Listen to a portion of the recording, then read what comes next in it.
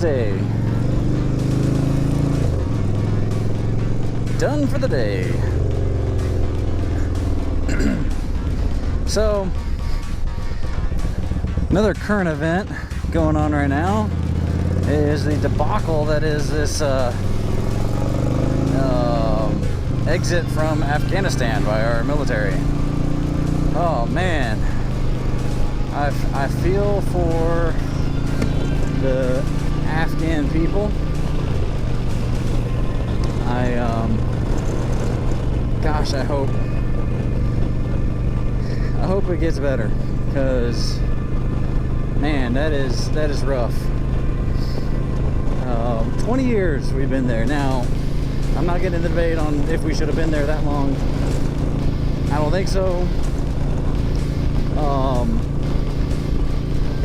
But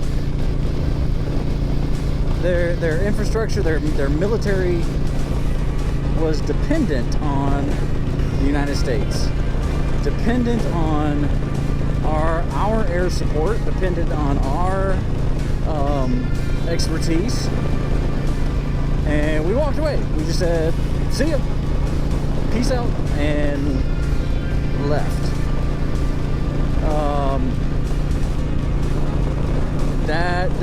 That's not cool. So when there's, a couple hundred bases all across Afghanistan, little towns and provinces and whatever, the only way to resupply those is by air. So basically the Afghan army that would call in air support from the U.S. and the U.S. would fly it there. Well, they don't have air support now. Additionally, the contractors, foreign contractors were, I'm out of gas. Foreign contractors that were working on the Afghan planes, President Biden said, no, we're not allowing contractors anymore. So they can't fly the planes. And so all this equipment that we took over there, either for ourselves or for the Afghan army, is just there. So now the Taliban, as they're saying it, I always heard the Taliban. But anyway, either way, terrorists are now getting our equipment. Our guns, our ammunition, our rocket launchers, our helicopters, our Humvees, our armored vehicles. They now have them.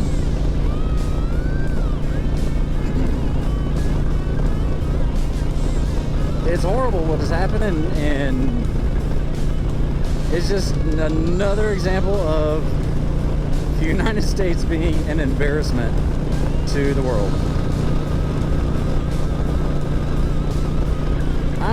I'm no military expert, but I have listened to the ones who are. There are several retired military people from all ranks who have spoken out against this. From enlisted men who went and were in the front lines to generals. 20 years is a long time to be in one place. That's a lot of time to retire.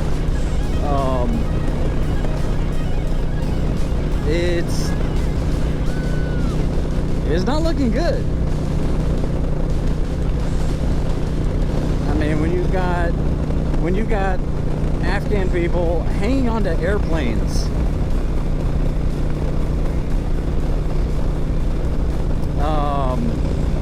trying to get away as they're taking off. Sickening videos of bodies falling off of a C-17.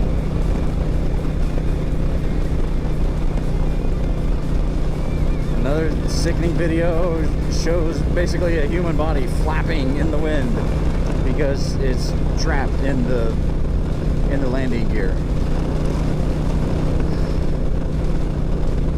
It's disgusting. It's disturbing.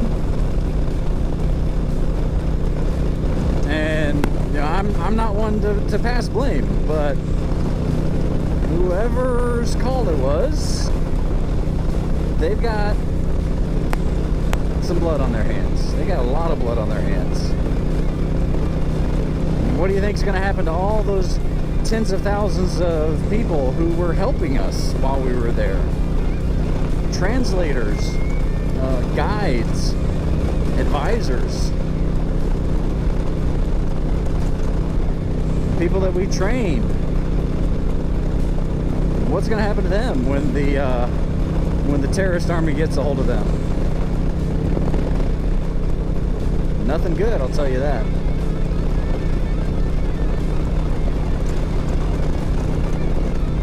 I mean, in the best case scenario, they shoot him in the head. That's best. Worst case, you're looking at torture. You're looking at brutal and agonizing deaths.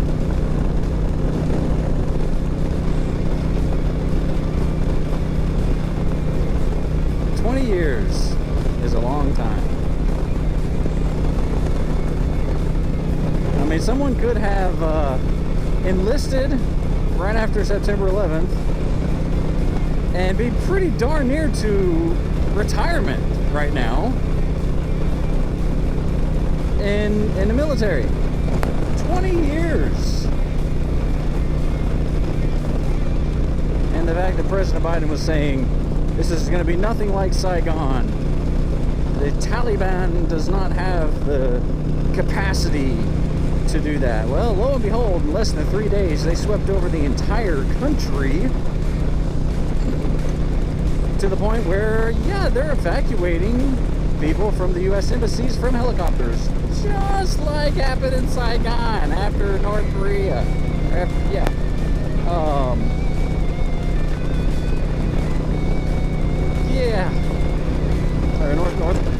Vietnam, not Korea. Yeah, it's sick, it's twisted.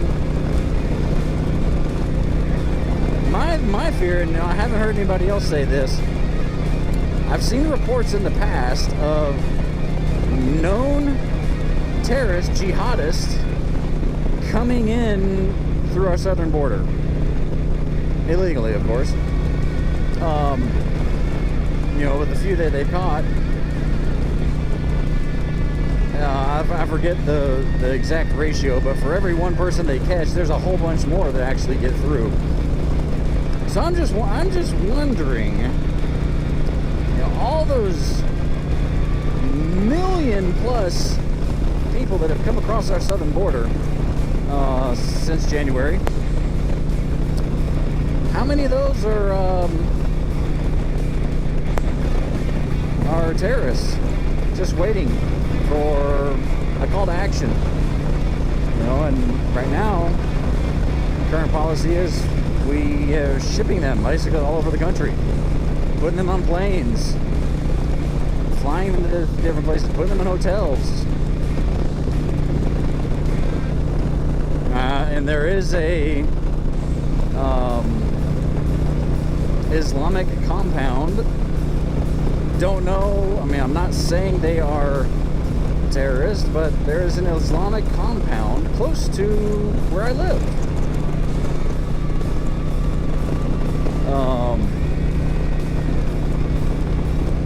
How many communities have those? And are they good? Are they... we don't know. So it's kind of a scary time. Not really sure what's going to happen. Woo! Something died. That stunk. Not sure what's going to happen. But it's not going to be good, I'll tell you that. We're showing anyone who is an enemy to the United States that we are weak. That we will just turn tail and run for the sake of, I don't know, and then blame it on somebody else. So please just, gosh, protect yourselves. If you don't have a gun, if you aren't trained to shoot, get some training. Get a gun. Take some classes. There's a big storm over there coming this way. better be beating that home. Please remember, be excellent to each other. Tuba Billy, signing out. God be with you, and God be with the Afghan people. Till we meet again.